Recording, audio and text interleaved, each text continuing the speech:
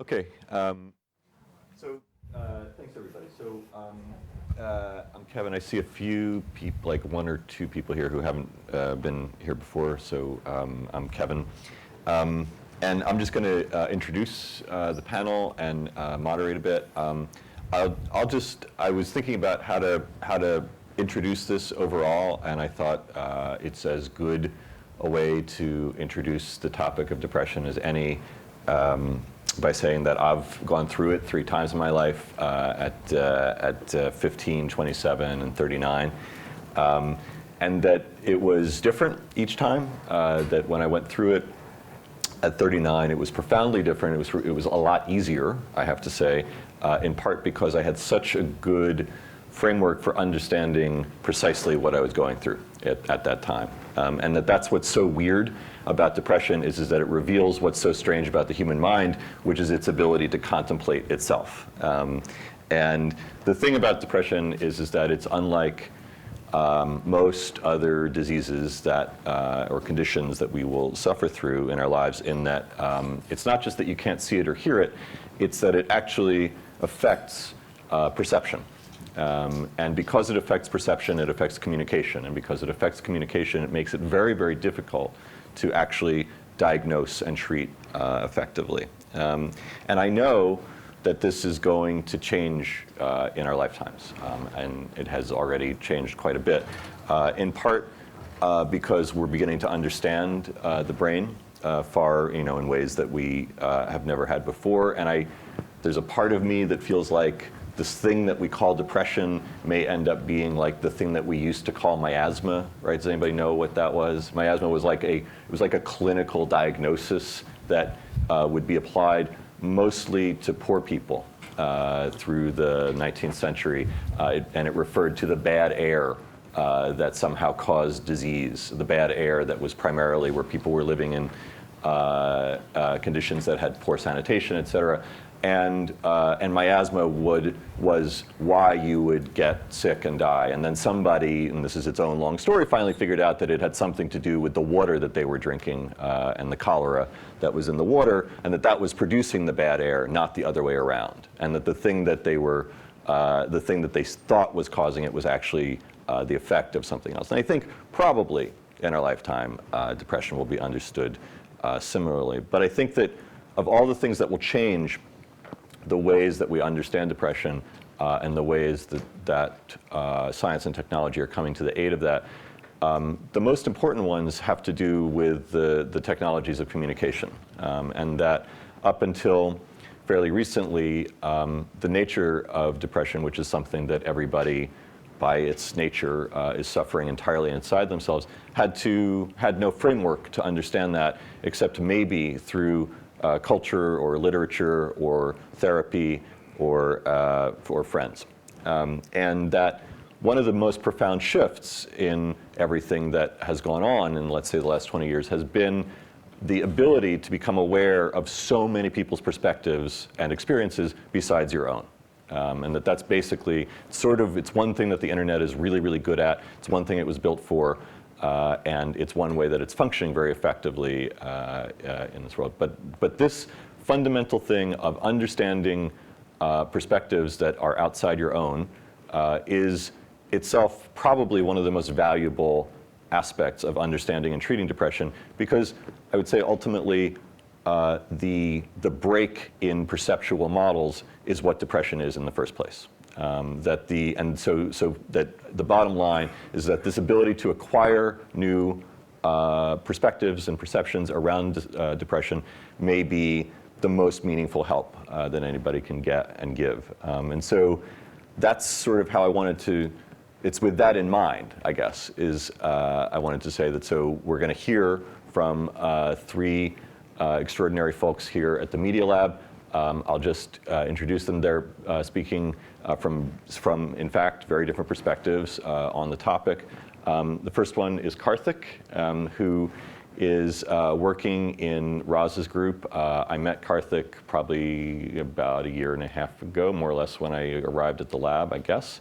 And Karthik has been working on some pretty amazing work that I'm aware of with helping to understand. Can I talk about the crisis text line stuff? Is that okay? So with the crisis text line, which is it's the 21st century analog to the kind of helplines of the 20th century, people who are sort of in over their heads in one way or another, who used to call in are now texting in, and that opens up all kinds of possibilities. It also opens up all kinds of problems in that they're using it in different ways than we used to call. Karthik is doing some extraordinary work at how to understand what it is that people are typing when they're doing that, how to diagnose it, how to get that treated most effectively by somebody who's on the other end. It's one example of the kind of work that he's doing. I think it's really important and beautiful and noble work, and I look forward to hearing what you have to say. Thank you. Okay. Does anybody know what this is? Hands up. Yes. It's a dessert made from chickpea flour? Yes, this is a very famous Indian delicacy. I used to love this as a kid. The reason I put this up there is this is the first time that I realized, oh gee, I think I have a tendency to get depressed. I was about 4.5 years old, and my grandfather, who was a cardiac surgeon, just came home, and there was a little boy my age that came with my grandfather. And after he'd seen my grandmom started tearing up, and I said, "Grandma, why are you crying? What's wrong?" And she told me that this boy who was my age had some congenital heart defect, and my grandfather would be operating on him the next day, and chances of survival were very little. And I guess at that point, I first realized, gee, you can actually die when you're young. It's no longer about just playing games. So that's the first time I realized I was depressed. And the reason I realized it is this, which always used to get me so excited, all of a sudden just stopped being yummy. This no longer excited me. So from then on, I used to see so many patients come in every day. I used to ask my grandfather questions like, why is it that people always say nice things about another person when they're dead, but just the meanest things when they're alive? I used to see that over and over again. And I mostly used to get very blank stares from my grandfather, like saying, oh, that's just the way it works. And so on a cyclical basis, I was just getting depressed. My mom got called. The school teacher used to say, I think this kid is depressed. I think you should take him for therapy and things like that. And the reason I mention this is I think it's important to realize even if a child has everything, right? Solid parents, grandparents, everything can be normal and you can still get depressed. And I was about 4.5 years old when I realized that. The question I want to talk about here is what can we do as a community to help build resilience in addition to help from psychiatry? I think one point I want to highlight here is this is just a research discussion and this is not advice, all the speakers here. It's very important to get professional help if you're depressed, for anybody watching this talk and videos later on. One of my favorite people in the world is Bob Selman, who's on my committee. He's a developmental psychologist at Harvard. And I just want you to read the first couple of lines in the introduction there, where he says, friendships are vital context promoting social, cognitive, emotional, and moral development of human beings. And I mention this because I think it doesn't stop with just children and adolescents. Relationships, human relationships are very important way beyond this stage. And it's something to keep in mind. And the idea is not new. It goes back all the way to 53, actually. There was a speaker in our spring Wellbeing class called Dr. Alvaro from Beth Israel, and he had this handout that he gave all of us, and I took a picture. I want you to notice point 8, 9, 10, and 12. Because I disagree with 12, but I think 8, 9, and 10 are very important. I come from the East where you basically thought everything should be a balance. So I don't think I look for joy in everything. I just don't think it's realistic. But on a balance level, if you're slightly joyous and not the other way around, I think that usually helps. But this is a good list to keep in mind. For a very long time, I've just been super intrigued by this idea of what gets people depressed, why do people grieve? And because I study AI and because Roz is, I think it's fair to say, a Bayesian, we exchange a lot of these ideas. This is an example of a very primitive dynamic Bayesian network, which I think will become very hot in machine learning very soon. The idea is, can you represent a person's emotional or cognitive state using a dynamic Bayesian network? This is a stationary dynamic Bayesian network, but I think as we evolve, it becomes non-stationary and it's dynamic. For example, there is all this work done on the Drosophila genes, and this one is how the genotypes and phenotypes interact for muscle development. And you can see on the graphical depiction there, these things evolve over a period of time, right? So just say a person is 32 years old, is married, has this immensely embedded dynamic Bayesian network with all these relationships and his situation in life represented using random variables or nodes, and they're connected with each other using edges. And all of a sudden, somebody just dies or passes away or something happens, a very significant node just becomes a non-entity. And that means the whole structure needs to adapt, or in machine learning lingo, it has to undergo systematic reparameterization or updates. And that's very painful and it takes time. When people say, just give it time, I think it'll get better, I think what they really mean is just give it time for your structure to reparameterize. And I think the reason I mention this is it's not just psychiatry, it's important to get professional help, but lots of other things put together, I think, help people heal, right? Some common issues in students that I've experienced in my time here at MIT is most of the things just go to the imposter syndrome. It's this idea that you arrived here by accident, that everybody else is smarter than you are, and no matter how hard you're working, you aren't making any progress. Realistically, you're somewhere here, but your expectation of where you want to be it's just beyond what you can measure.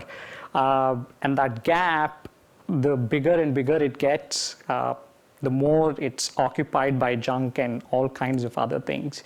And imposter syndrome is not just for people who arrived here and are new. I've seen it in people who've been here 4 years, 5 years, even some faculty members, not in this department, but it's all pervasive here. Loneliness, I think we are so, our work is so cognitively intensive. It requires concentrated periods of time, and we are just a lonely bunch. I have no other way to explain it. Lack of sleep, lack of exercise, lack of proper diet, all contributing to stress. All these are very common problems.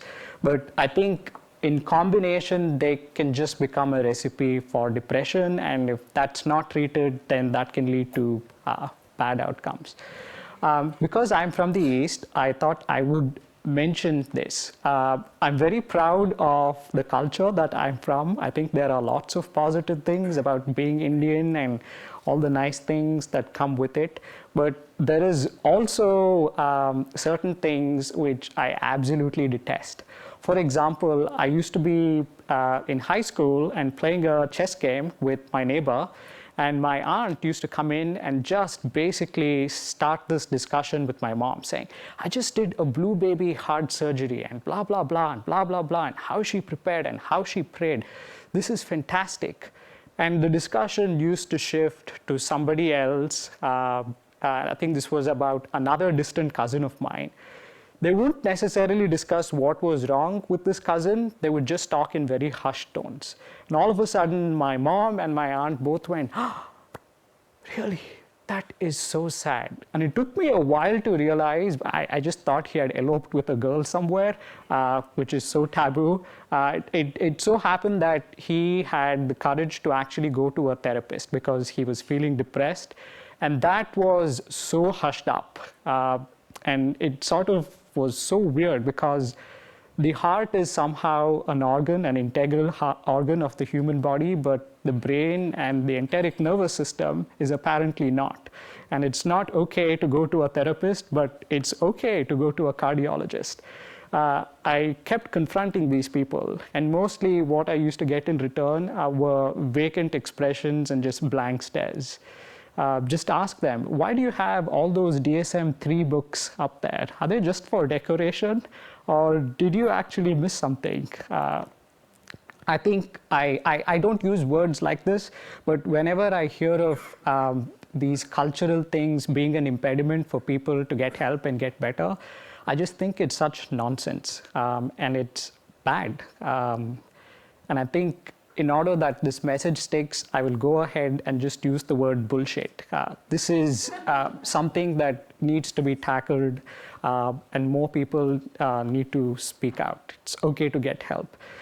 For me personally, what is resilience? I mentioned that I have this tendency to get depressed, but I've improved over a period of time, and the place in life where I am right now, it's not about avoiding depression. I think all of us, it's unavoidable. We will go through periods where we will be depressed, but resilience is how you bounce back, right? So are you self-aware to the extent that you realize when you need help? Once you know that, do you have the courage to actually let people know that you need help? And this may be a therapist, this may be a loved one. It's just important to be the squeaky wheel that deserves to get the attention, otherwise it never does. And once you get help, you have to be determined and a little patient because things take time to start working. Resilience, I think, are these three things: self-awareness, courage to ask and get help, and once you get help, just be determined and patient to use that to get better, right? So some tips that work for me: listening lunches and dinners. Now, I have a lot of people in the lab that just come to me just talking about their problems. I think one thing I have to mention here is what began as a singular project is now a collaborative project between my advisor and me. I think we've just lost count of the number of people that we work on. These are active projects almost. One concrete example is sometime this time last year, I received a phone call on a Saturday evening by a friend, and I immediately realized, gosh, this is a cry for help. I realized after having a 5-hour discussion that evening that this person was badly in need of help and had not gone anywhere else. I called up MIT Mental Health. We got her some help. She went, she got a little better. But most importantly, Roz had a lunch with this person because Roz also knows this person. And just the fact that she spent 2 hours just listening to this other person just probably helped her feel like she was worth it and she was being listened to and cared for. She had offers from Google X and Microsoft Research and Samsung. She's doing very well right now. But that's one among several things that we have together. And the reason I mention this is no one person can build a culture of resilience. I think it takes everybody. A lot of times it's about convincing people to go and get help. This is more so a case for males. There are some guys who come to me and said they're depressed, but it's so hard for to convince them to just go see a therapist, because it's just a high threshold for them to just go there and start talking about their emotions. I don't think that's very good. A lot of people, because there's so much of Asperger genetics at MIT, deep touch pressure really works. If you have a friend on campus who's feeling very anxious or is depressed or whatever, please give them a squeeze, a shoulder squeeze, and keep doing it repeatedly. Trust me, it gives them relief. Kevin talked about gut flora. I don't know if there's a very famous talk that he's given on toxoplasmosis, which is hilarious, but it makes the point that we are controlled to a large extent by the gut in our stomach, right? And Patty made this point last week where she said, in Europe, nobody has food alone. We all have food together. It's social. And I just think that if you habitually make it a point to grab food with somebody the same time every day, the gut in your system probably thinks, oh, gee, the only way I get sustenance is if this person spends time with this other person. And I think that might help in just bringing these two people together, the neurochemistry of the brain or whatever. And finally, and I think it's worth making this point, there are people in Iraq, in Syria, in Ukraine. There's an Ebola outbreak in West Africa. There are truly horrible things going on. And in that context, not to diminish the plight of anybody who's depressed on campus, but we have MIT mental health just a stone throw away here. And in the end, I think we are far better off than people in those areas. So a little bit of perspective always helps. And in the end, I think for the vast majority of us, it's all going to be okay. So that's that.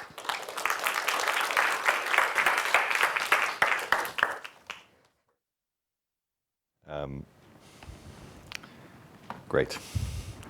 Our next speaker is Ethan Zuckerman, who I've known for a while before I came here to MIT. His work at Civic Media has been kind of important to me, again, even before I got here. And also his work with Global Voices, again, I think speaks to the overall thing that I want to emphasize, which is that the ability to gain additional perspectives changes everyday life, because that's what it's for. But also, it's worth noting here that there was a blog post that Ethan put up. What was it, like 2 months ago, 3 months ago? Somewhere around July 8th, called Life Only Moderately Messed Up, Understanding My Own High-Functioning Depression. And it was kind of important to, not just to write it, but to post it for all the reasons that I was just saying, which is that, depression affects perspective, but the nature of it is also that it inhibits communication. That's just what it does. So the only thing that becomes contagious is the affect of it, rather than the information and the meaningful experience of it. So rendering all of that visible and in dialogue with everybody was a valuable and gracious act. And so I'm looking forward to hearing more. Thanks. Thanks. It's really great to be here, and let me just thank Karthik and Rosalind in particular for making this space possible and sort of ensuring that we're actually able to have this conversation. And so much of what I want to talk about is about being able to have this conversation. So my scholarship has nothing to do with depression. I know nothing about the mind other than the mind that I have, and even there, I'm not sure that I've reached the level of self-reflection that many of the people in the room have. But as Slavin just explained, I'm here because I wrote a blog post, and I want to talk about that blog post and about this sort of general idea of talking about depression, particularly talking about depression rooted in personal experience and in an environment like this one. And so there's a little bit of a disclaimer on this, which is this is a really personal talk, and I want you guys to talk about the talk if you feel compelled to talk about the talk. So you have my permission to write or blog or talk or whatever about my experiences. So I put up a blog post on July 8th, and this blog post was basically my coming out with depression. And I use that term advisedly, and I don't mean any disrespect to anyone who has gone through a coming out process having to do with sexuality or sort of anything else. But I think the process is actually quite parallel. And part of this was I had just gone through the long process of figuring out at age 41 that I was depressed. And in the process of figuring out my own depression, I was sort of internalizing this as, wow, this is a piece of who I am. This is part of who I'm going to be for the rest of my life. I need to find a way to sort of talk about this, but I also want to make it possible for more people to talk about what's going on in their emotional lives, what's going on in their minds, what's going on in their spirits as they're going through their work. And it was not an accident that I put up this post a couple of days after Seth Teller's death. So I didn't know Seth well. I'd met him once or twice. I have friends who are very close to him, but I knew him well enough to know that he was the sort of professor that I aspire to be. That he was someone who was both doing important and groundbreaking research and communicating it with the world, and someone who was taking care of his students and acting as a mentor.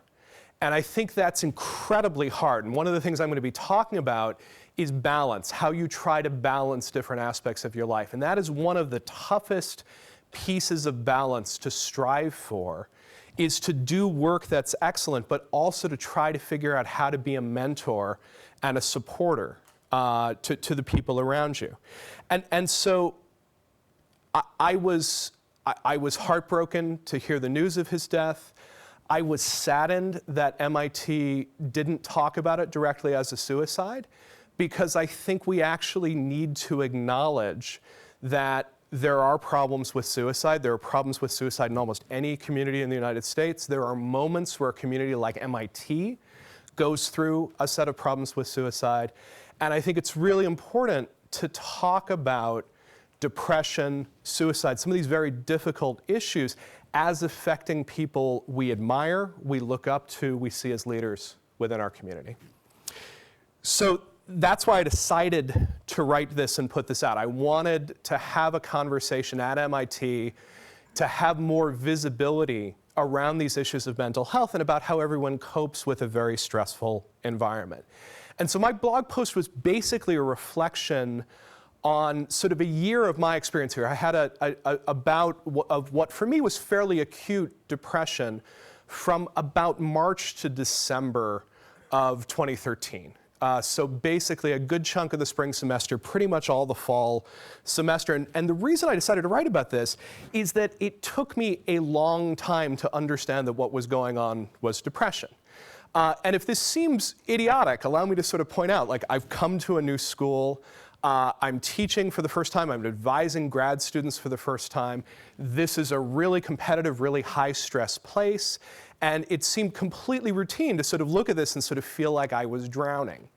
But I didn't actually get what was going on until I had a natural experiment. And the natural experiment was this.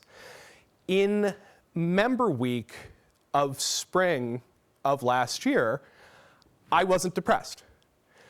Member week of fall, I was right in the depths of this.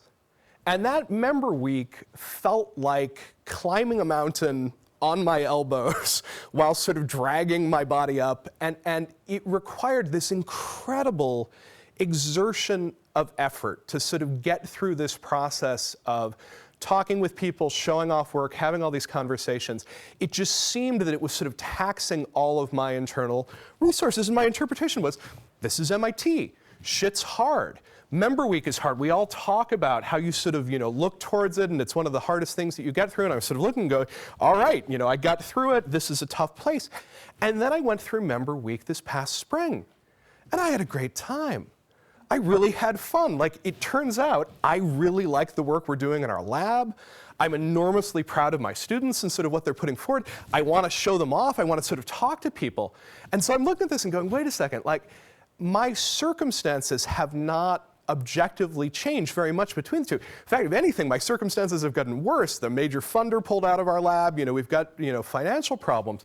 But somehow, I'm in much better shape. And as I started sort of contemplating this, I realized the only possible way that I could understand what was going on was that there was something physiological different about my experience in those two different situations. I was, in some deep sense, a different person going through those two different experiences. And having that natural experiment, having that opportunity to sort of look at the two, gave me this sense of, okay, this is depression. I've heard about this. Now I have to start thinking about, to what extent is this a good explanation for patterns that have happened in my life really over the last 25 years of sort of adulthood. Now, I should say, it took me a long, long time to be able to sort of stand up and say, I'm dealing with depression. And my reason for this is one that I suspect a lot of people here have when they start thinking about questions like depression, which is, I'm a pretty successful guy. I write books, I give speeches, I launch projects, I coach amazing and smart people, and I assumed, stupidly, that this was sort of proof positive that I was okay, and that there's no way that I could be doing all of those things if I was not okay. And let me add to this, that notion that I was okay is something that I was holding very, very tightly to. And what happens is, when you calibrate your scale based on someone who at that point desperately needs to be hospitalized, and you sort of say, oh, well, that's depression. I know what that looks like. It's very, very hard for you to register your experiences on that same scale and say, this is not working for me right now. This is not working in this way. And I think getting over that scale, getting over that notion that it's not depression, it's not something you have to cope with until you're at the point where someone is facing institutionalization, someone is experiencing catatonia, you got to get rid of that. We all collectively have to get rid of that, because there are aspects of depression that affect people's lives and that we can help people with and that people can find help for before they're sort of at a crisis state. So what I've started referring to this as is high-functioning depression, or as I like to call it, being moderately messed up. And what I mean by being moderately messed up is that I'm capable of doing everything that I've committed to doing. I'm teaching my classes, I'm advising my students, I'm doing all the meetings and sort of the other work that I end up doing. I'm doing a lot of public speaking. I'll get up and I'll public speak, and you'll see that I'm animated and I'm engaged. You would not have a sense from my affect that what's going on is that a lot of that stuff, and actually more than that, the really dumb stuff, is requiring a huge amount of effort. What happens when I am depressed is that the really simple stuff, answering email, is interminable. It's incredibly difficult. It requires so much effort and willpower to get through this stuff. It feels like sort of moving through molasses. And when I'm not depressed, this stuff is virtually effortless, and you sort of knock it off and you get through.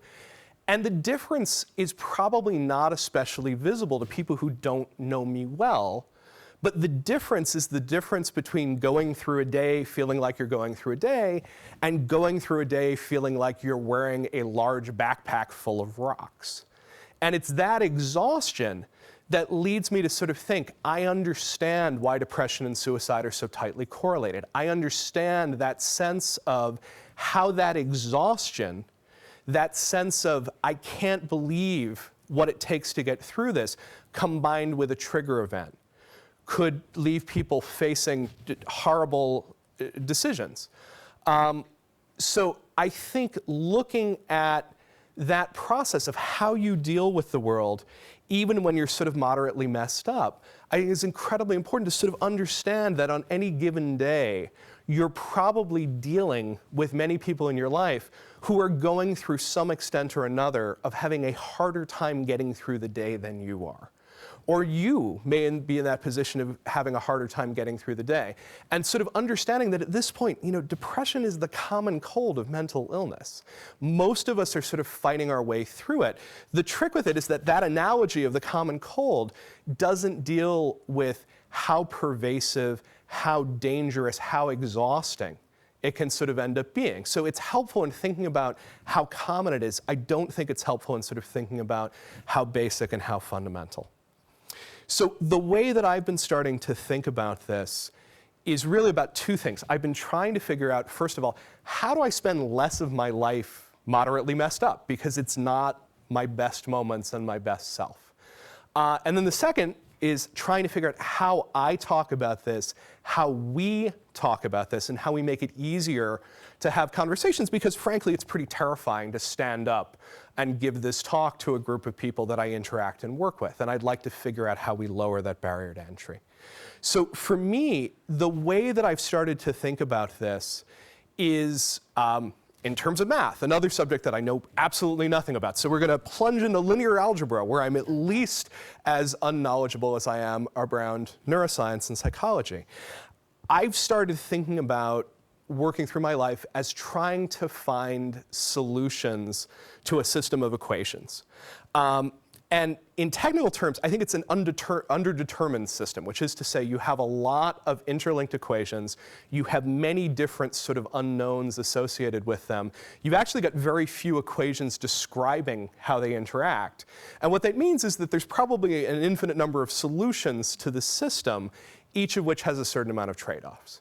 So I'm trying to solve for the things that I want to do well. I want to do great work and put it out in the world. I want to write and have a real impact on public dialogue that way. I want my students to kick my ass. I want them to succeed far more than I've succeeded in my life.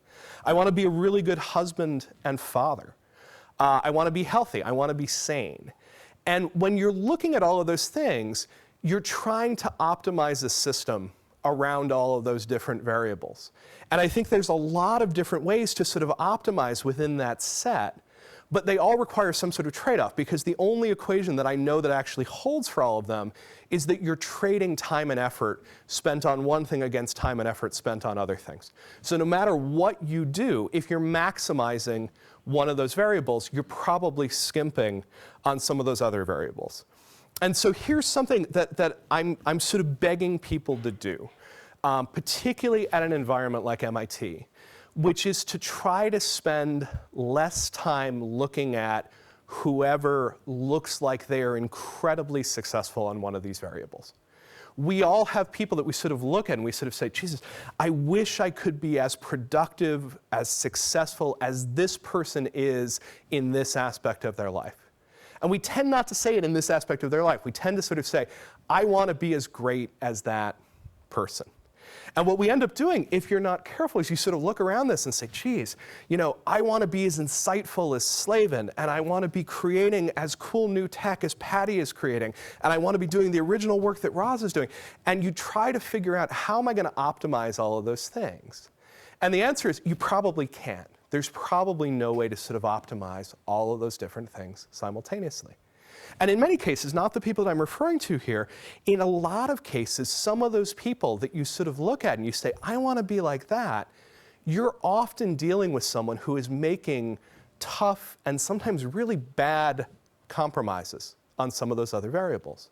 And so we end up with imposter syndrome because we try to hold ourselves up to the best aspect or the most visible aspect of someone, and we're not seeing the rest of the balance. And so what I'm trying to do, and what I'm asking people to do, is to try to find the people who are really balanced and who are finding a way to do really great work while being really good to the people around them, while being good enough to themselves. People who are trying to find a way to solve that system of equations where they're taking care of themselves, they're taking care of the people around them, as well as taking care of the work. And I don't think we celebrate these people enough. I don't think we recognize them enough. I think it's hard to spot them. I remember when I was engaged to get married to my wife, and my mother was talking about what she loved about my wife. And she said, you know, Rachel's wonderful and she's so smart, but she would rather get a B+ and have time to bake bread than to get the A. And that's exactly right. My wife has gone on to be an incredibly successful poet. She's a leading rabbi and Torah scholar. She's hugely visible online, but at the end of the day, the reason she's able to be successful at all of this is that she's got the balance piece of it down. She's really, really good at figuring out how not to let one aspect of that sort of overshadow everything else. So that's one thing. The other thing that I just want to say is that there's a technique that I'm starting to use in interacting with my students, and I'm starting to figure out how to do it in interacting with my peers, which is really simple, which is basically saying, what else are you doing? And the first time you say this to a student freaks out because the student sort of assumes that what you're saying is, stop doing that, do more work on my research. But what I actually mean is, how do you do the work that you're doing and how do you have room for everything else in your life? And so I start getting answers from students who are saying, oh, well, in my free time, I'm hacking on this, or I'm learning this new tool, or I'm learning a language, or I'm spending time in church. Those are all good answers. The bad answer is I'm not doing anything else. And so that's become my test for myself. And I urge you to think about it as a test for you, as a test for others around you. Think about that question of how you balance those things together. So thank you for listening.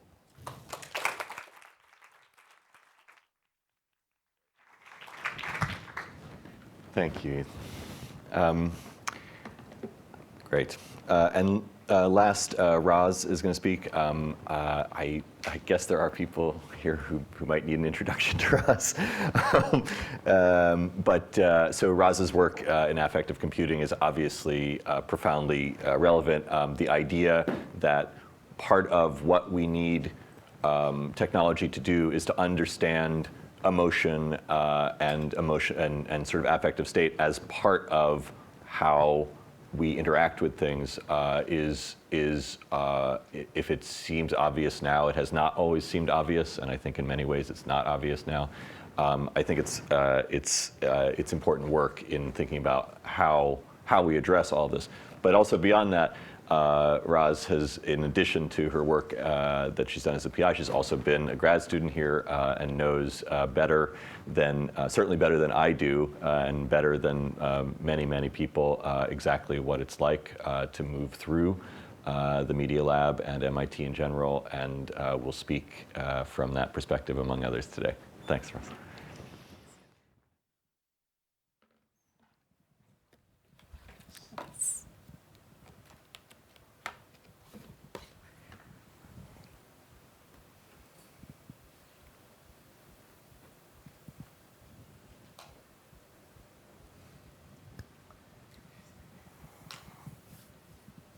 Alrighty.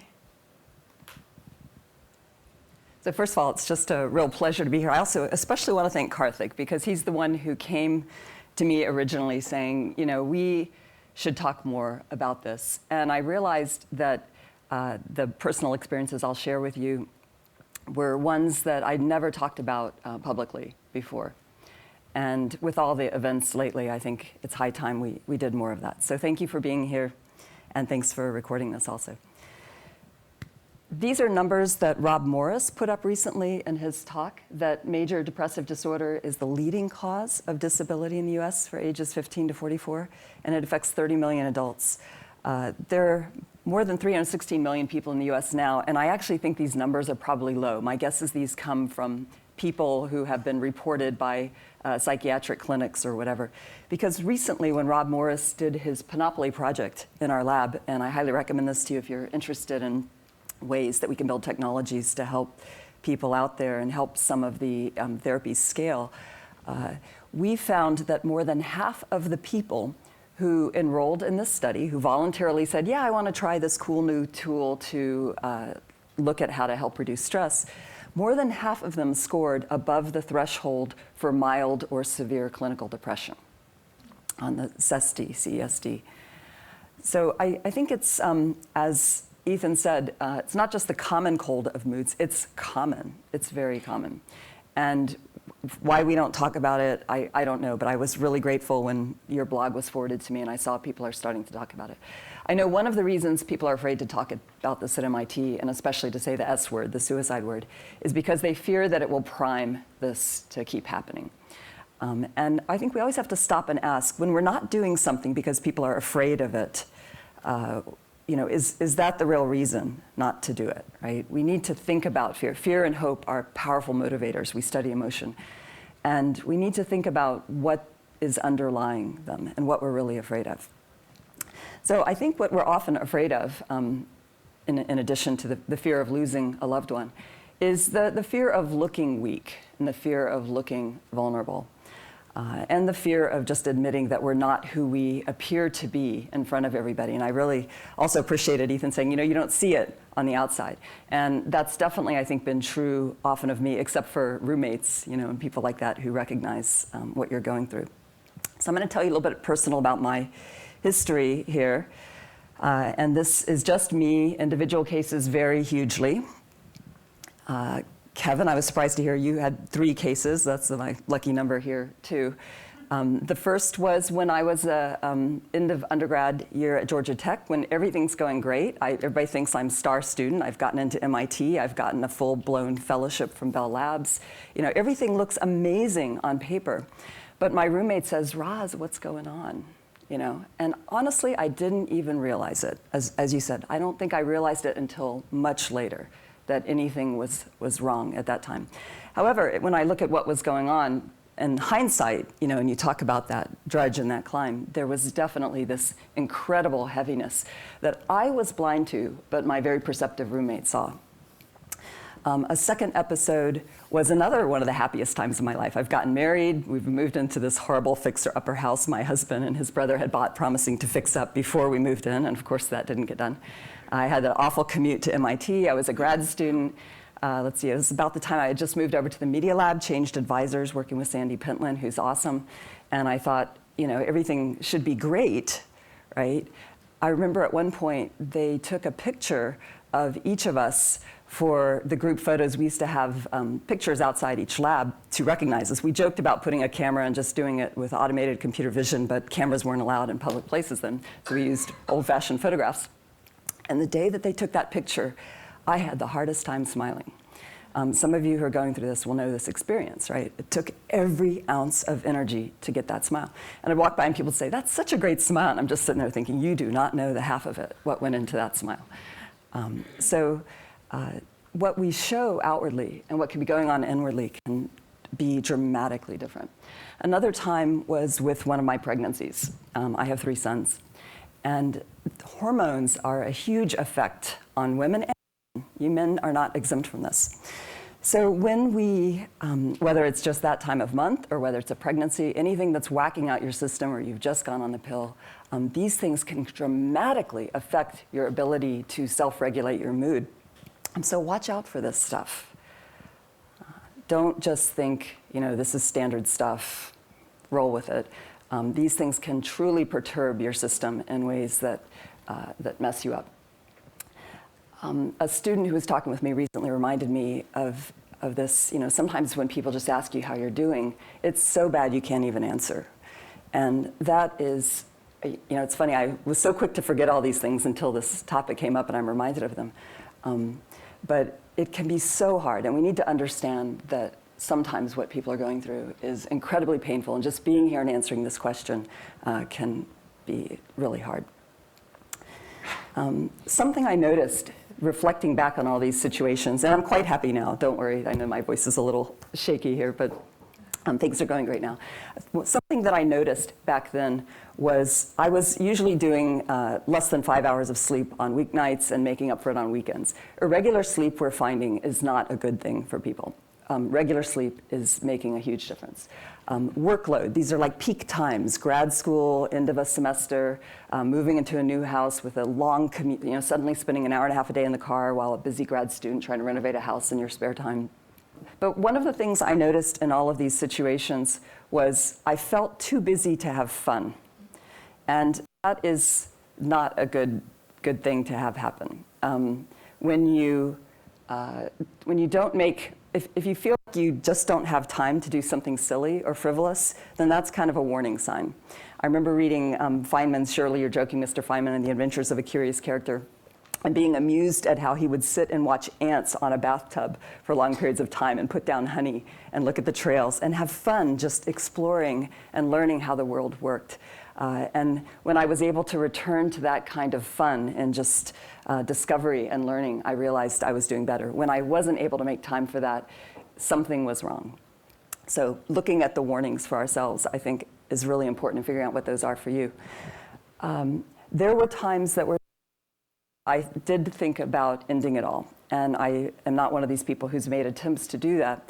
But as I look back on it all, I realized that I was so blind to the future.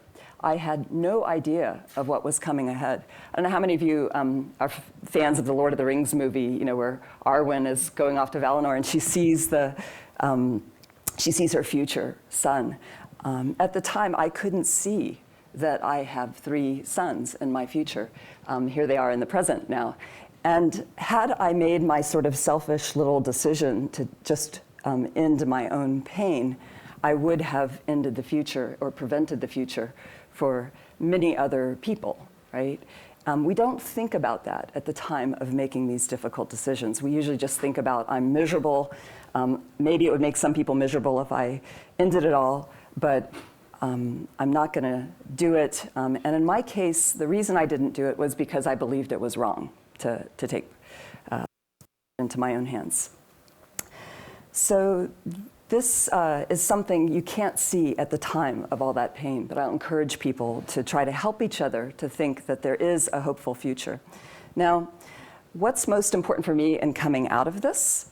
I want to just go through some things. These are very personal also, though the first is not so personal. This is the one that we've been focusing on in this class.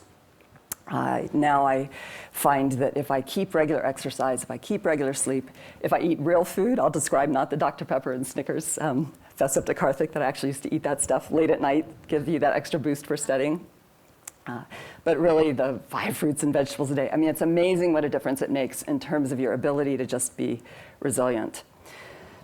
Another thing that's really important, and it's one of the 5 pillars of well-being that Seligman talks about in Flourish that we haven't been talking about much in this class, and we mostly because we haven't really figured out how to do it, but Joey's giving us permission to do this, is that we don't just live based on our scientific beliefs.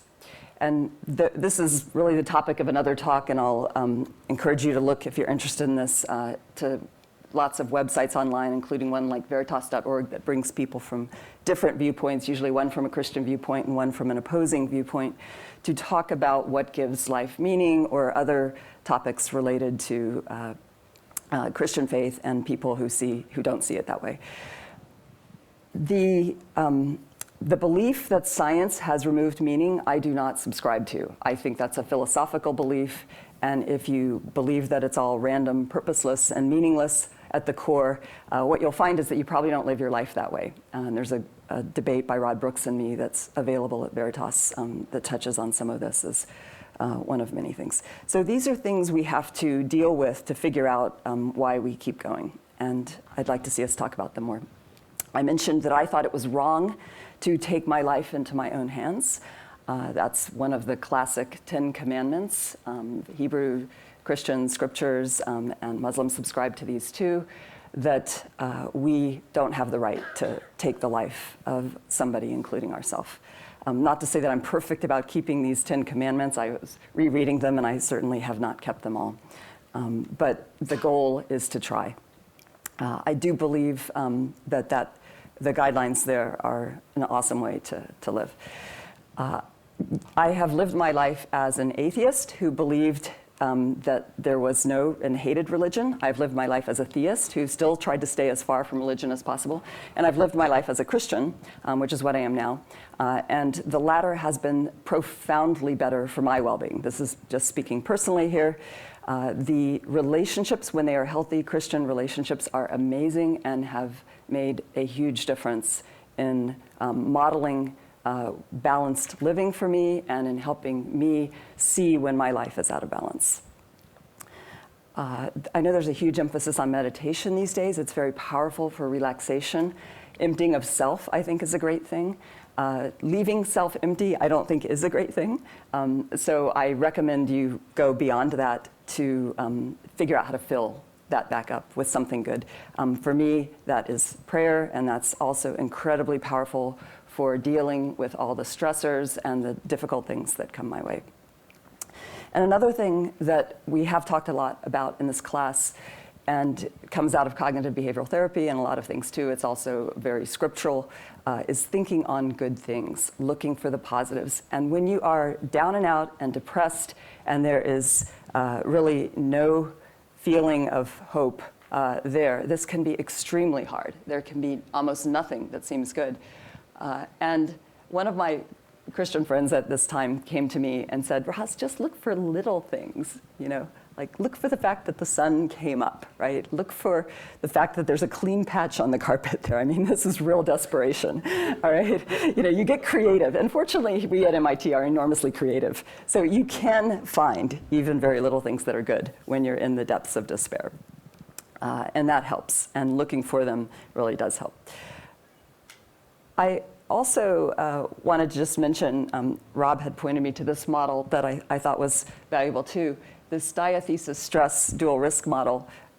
When you're vulnerable, okay, when you're sleep deprived, when you're stressed, when you have no great social support network, when you have a broken belief system that doesn't give you a sense of meaning, when you have a bad diet and you're not taking care of yourself, you are on this red path. You are vulnerable. And when the environment gets negative, okay, maybe this is members week for some people, or just thesis deadlines or whatever, really huge stressors, or this is before MIT and this is after, right, in terms of huge environmental pressure. You want to be the resilient individual, right? You don't want to be the vulnerable individual. So if you're sliding down here, there are things you can do to get yourself back up. And that's really one of the reasons we put together this course, is to help people before they get down here, is to help people understand what are the factors that really help us be more resilient. I want to just end with a couple just inspiring models here that, since we've anchored the book a bunch on the flourish, Marty Seligman mentioned in particular Winston Churchill and Abe Lincoln, both incredible, but both severe depressives, and should extremely well, even though they often were massively depressed. And I liked how Seligman, who used to be head of the American Psychological Association, you know, talk about knowing about psychotherapy, said he said we need something more than clinical psychology for this. The truth is, many days, no matter how successful we are in therapy, him speaking as a therapist, he says to his patients, you will wake up feeling blue and thinking life is hopeless. Your job is not only to fight these feelings, but also to live heroically, functioning well, even when you are very sad. So we can learn how, even when you're not feeling well, you can still do well. And I think this is very much what Ethan has modeled here. Also just want to end with one more thing. Well-being is much more than happiness, okay? We're not saying today the opposite of depression is walking around being like cheery and happy all the time. Some personalities are going to be that way, some are not. It's okay. Well-being doesn't mean you have to walk around smiling all the time. I also think from my talks with different experts in the Boston area, I see Simon over there, we're working together on a big project helping measure objective changes in people with depression as they hopefully heal. We realize that what they think they can do with all the powerful tools of psychiatry here in Boston, the best services in the whole world, the ones who, when they adopt something, it percolates out to the whole nation. They're telling us they can't solve the problem. We need much more brilliance brought to the table. So it's a real pleasure to be here in the Media Lab, where we at MIT are starting to say, hey, engineers may have something, scientists may have something beyond psychiatry to bring to the table. Let's figure this out. Let's figure out how to build people who are really resilient and who can hopefully not just solve this with some medication or some pill of the future, but help people understand how to prevent it completely in the first place. Thank you.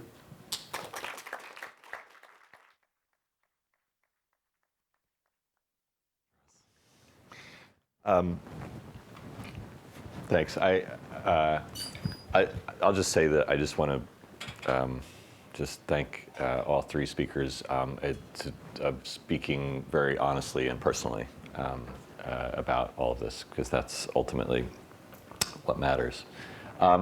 So I think in that same vein, as we open it up for Q&A, I encourage everyone here to do the same. And I don't know what, anybody who's got a question, I'll help moderate that. It seems improbable that no one has a question. So I guess it's yes. Yeah. My question is for Rose. I struggle a lot personally with what you spoke about with meaning, especially if you're coming from a lot of people who are scientists and have studied to find a big genuine meaningless, like you said. It seems like you're kind of shifted from more just out of the meta work to the dogma about what things you have found meaning in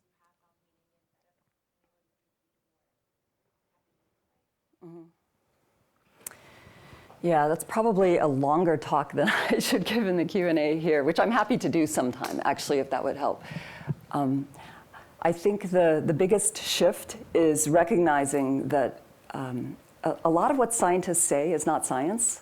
You know, like when the Dawkins says, you know, it's like most of his conversations are philosophy, not science. But people think he's talking science because he's a scientist. When you understand the difference there, you can start to see that the science hasn't shown anything about meaning or not. The big questions of meaning are not addressed by science. They're really addressed by philosophy and religion. And you know, you have to go to things that are beyond what the tools of science can show there. So, you know, my journey has included looking at all major world religions that I could study in independent study as when I was an atheist. And, you know, you know, moving from that position to one of theism made me realize that there is something much greater than all of us that can give meaning to all of us. Maybe a metaphor that would help a lot of people here from a computer science eye background is kind of the Will Wright in The Sims. You know, there's the maker of the whole show that we're in, right? And I think that is a cause and an originator of everything that gives it all meaning. For meaning, there needs to be sort of a meaning maker or giver, or being meaningful to someone or to, you know, a recipient of that. So I find, you know, answers in that belief in the greater. I know other people will differ, and I also know this probably sounds crazy to people who don't believe this, because at one point when I didn't, I would have thought, this is horrible to hear a professor say, how embarrassing and awful. So if you feel that way, I used to be in your shoes too. I'll just say, having spent time with Will Wright, I hope it's not Will Wright.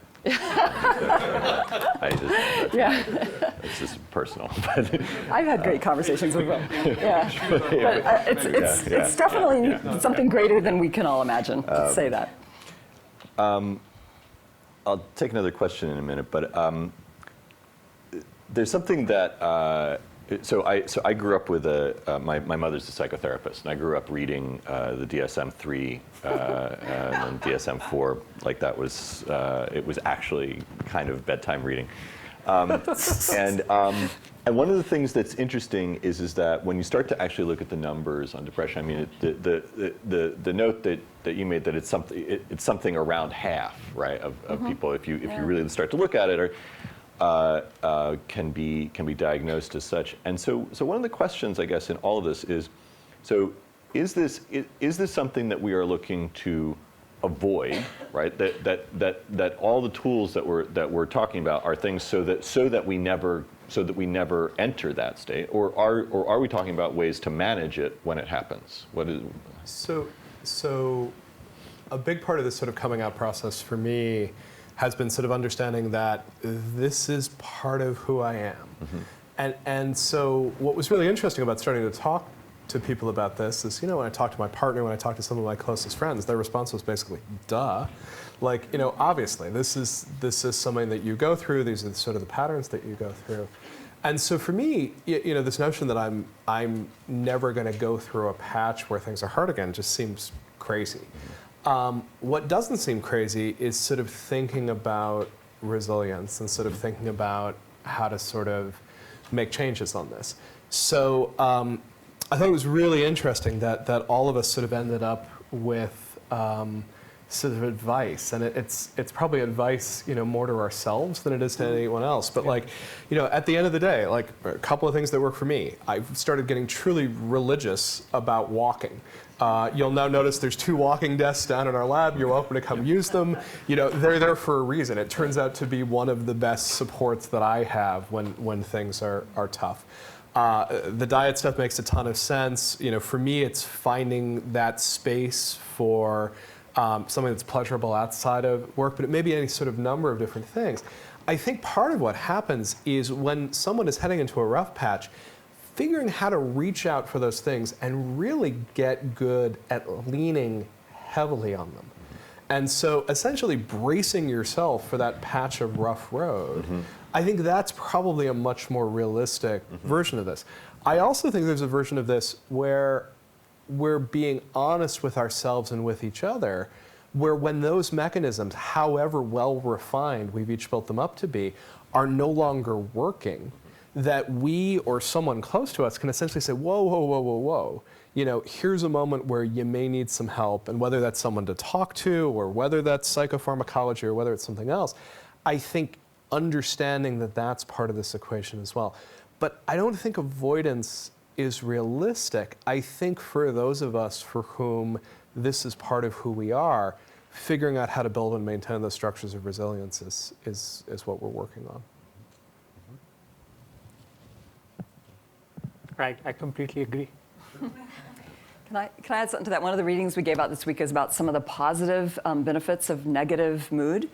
And it's important to recognize that all emotions have a purpose, right? They all are good in a sense that they put us into different cognitive states as well as affective states that bias our thinking in ways that may need to be biased at certain times, right? We may need to think depth first to solve one problem and breadth first to solve another. And positive and negative affect have those kinds of biasing effects on our thinking. However, I do not think that chronic depression should be a normal state. I may disagree. It may be that for some people, it is part of a normal cycle, right? For me, I don't want that to be my identity. So I want to prevent it. I want to, and I know that when I do certain things, then I'm vastly more resilient than when I let certain things fall apart. So these are, now everybody's wired differently. That may be true for some of us and very different for others. But I don't think we need to have an adopted mindset of this is just a normal way of being. That said, I do think we should recognize that negative emotions have an important role to play too. And if you're having some, that's not bad, right? You may need to listen to them. They can be valuable to go through. I saw you first, yeah.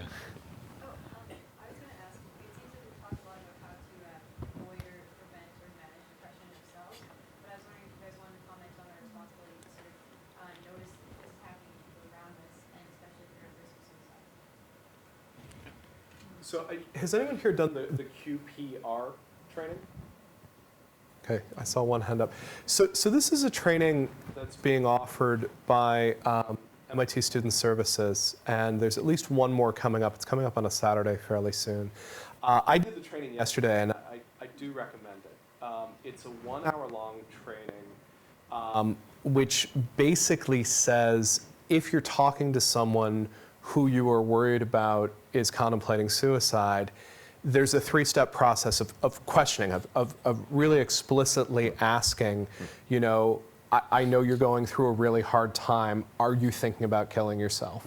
And then persuading someone not to take that step, or at least not to take that step until they go and get help.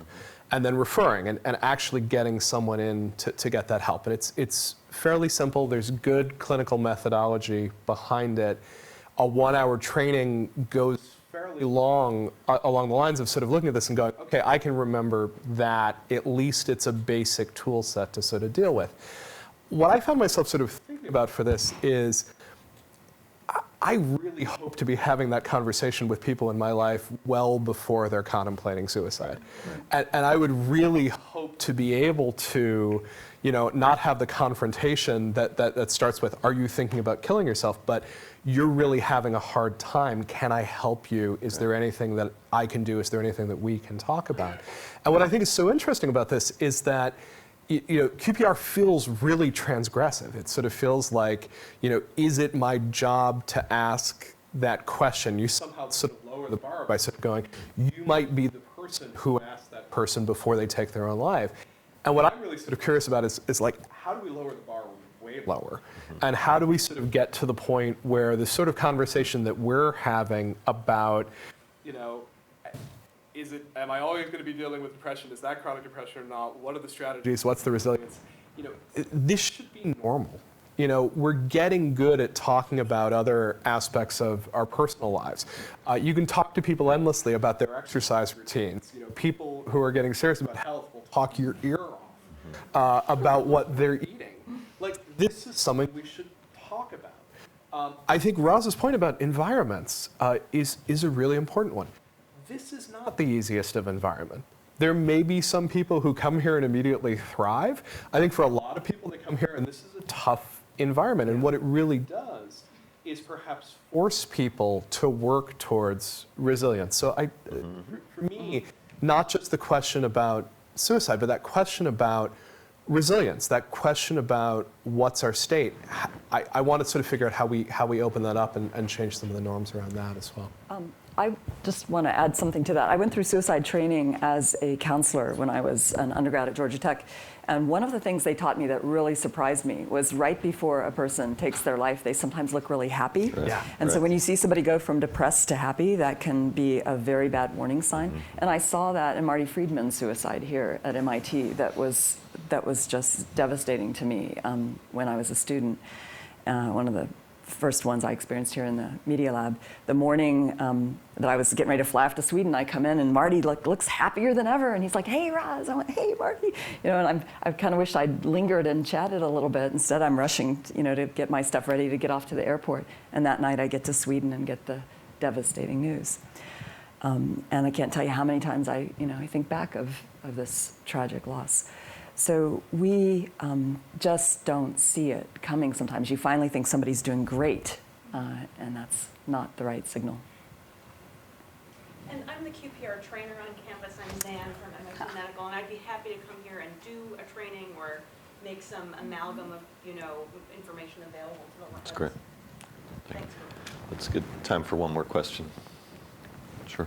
I think around all discussions of depression, there's a lot of emphasis in terms of getting people to talk to professionals and things like that. And I've had a lot of experiences where, I've encouraged people to do that and they've gone, but they haven't really been receptive to it, or they haven't really been emotionally ready for that. And that actually kind of almost makes it worse in a way, because then they kind of, I've just seen people feel like they're almost victimized because they're like, I have to go talk to this person who makes me reflect on the fact that it makes me feel like I'm sick in certain ways. And I guess in certain ways they are, but what are your thoughts on kind of how to deal with that, or what that means even?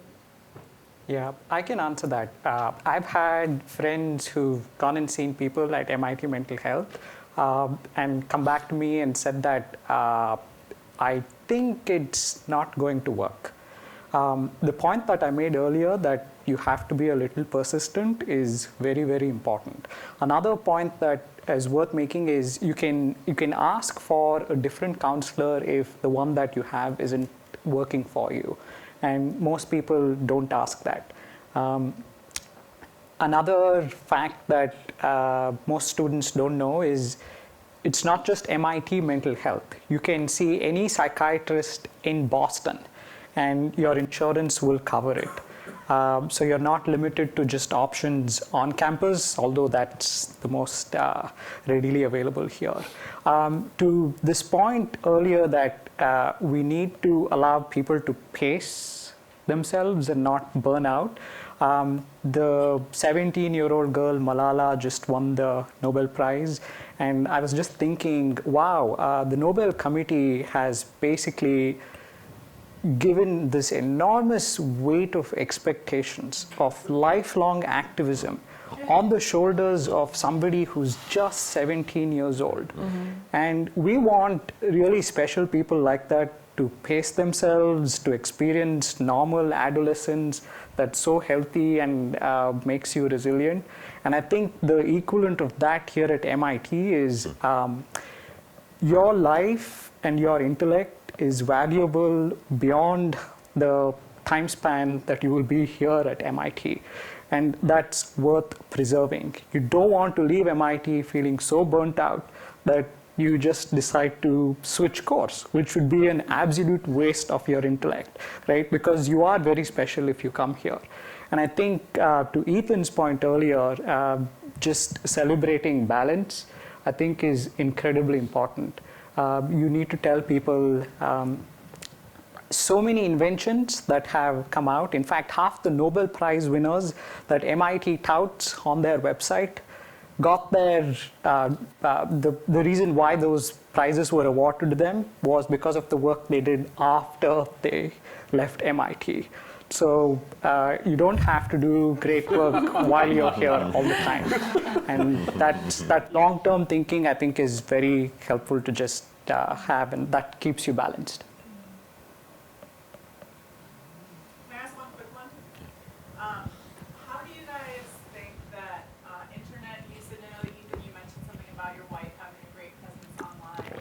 How do you think internet usage, social media, that kind of technology has had an impact on this increase in depression and just poor mental health in general?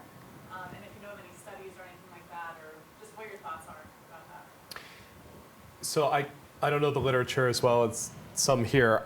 I'm not sure that there's an increase in baseline depression. I think there may be an increase in awareness of depression and discussion of depression. I think that there's at least two ways social media can sort of come into play. I think one of the things that happens when you're depressed is that you're waiting for someone to ask you that question, like the real, how are you? No, really, how are you? Mm-hmm. And it's much harder to read that in an online setting a lot of the time than it is face-to-face. And so I think that sense of no one gets it, no one cares can be much more profound. I will say that, one of my, and again, this one's in the blog post, my wife went through a miscarriage, went through terrible postpartum depression, wrote books about both of them because that's kind of who she is. And those books are online, and that's become one of the major ways that people sort of find her. So I think the sense in which someone can find someone who has a parallel experience and really is prepared to listen and really is prepared, in her case, to minute longer in a social media age. So, for me, very few of these things are binary. I think there's cases where it's probably making some aspects of this harder and some aspects of this easier. But Ross, I don't know if you know explicit research around that, or. We're learning the research around that, yeah, but it's a big topic. Mm-hmm. I guess that's all the time we've got. So I don't know exactly how to summarize this except with gratitude to you guys, because I think that's it's not always easy to speak very personally, and it's important. And I guess just to say that depression, like any other physiology or disease, is changes through the awareness of it. That learning more about nutrition affects the likelihood of heart disease in ways that just simply taking medication do not, and that carries through to everything, but mental health probably most of all, and that as we learn more and more about it, that stands the greatest chances of affecting where we all stand, and that part of that is collective, and part of that is through the work that we do, and part of it is just the environment that we build together. So thanks to everybody, and thanks to you most of all.